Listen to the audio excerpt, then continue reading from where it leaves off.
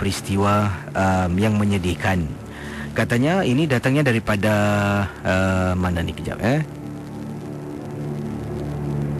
Ini dari Abang Hakim. Katanya, Abang Hakim, Assalamualaikum KC, nama saya Abang Hakim. Saya ingin berkongsi pengalaman peristiwa yang menakutkan juga menyedihkan. Saya seorang pemandu teksi dan peristiwa pengalaman saya ini adalah satu pengalaman yang tak dapat saya lupakan.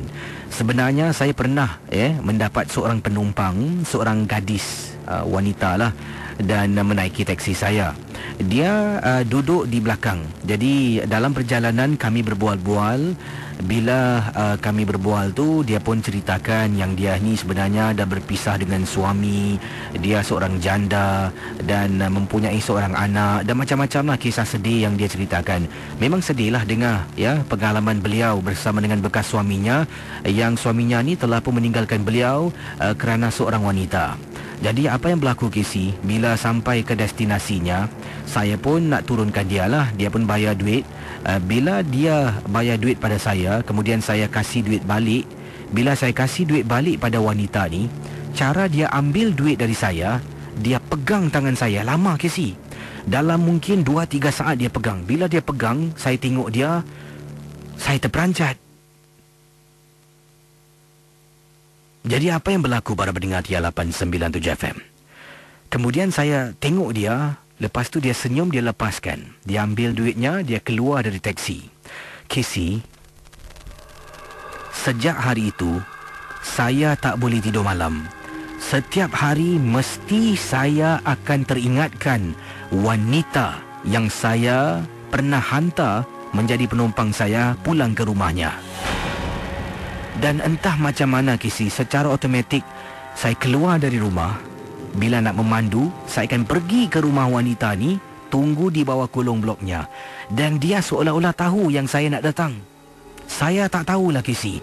Saya tahu apa saya buat, tapi saya tahu saya tak boleh mengawal perasaan saya.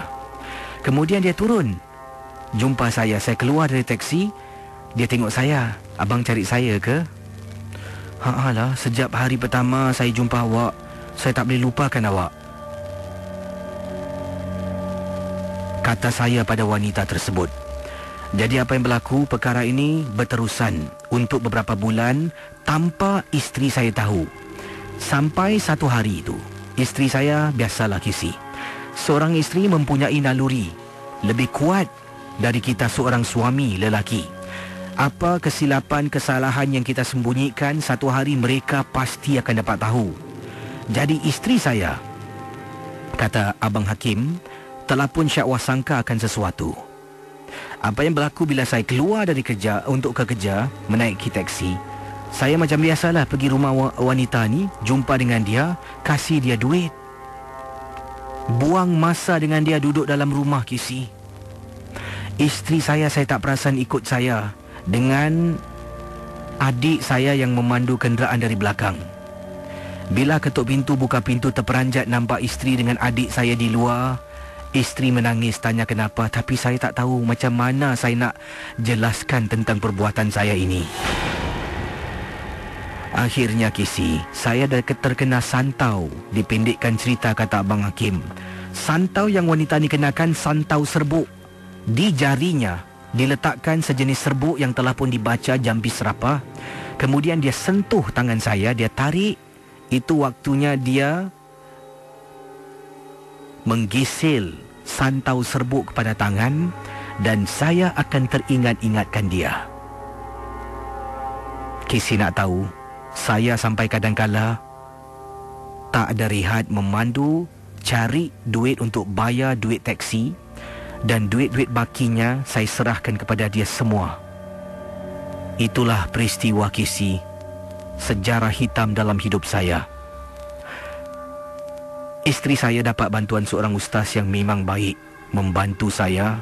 Saya sampai muntah, kata kata Abang Hakim, sampai muntah, keluar macam-macam benda kotor. Rupa-rupanya setelah dia menggisil tangan saya dengan serbuk santau, bila saya datang rumah, macam-macam benda dia dah kasih saya makan. Itulah pengalaman dari Abang Hakim. Terima kasih. Selamat tengah malam. Kisah-kisah yang anda dengar merupakan misteri jam 12. Tidak ada sesiapa yang boleh mengesahkan kebenarannya. Jangan mudah kita percaya. Jangan kita terikut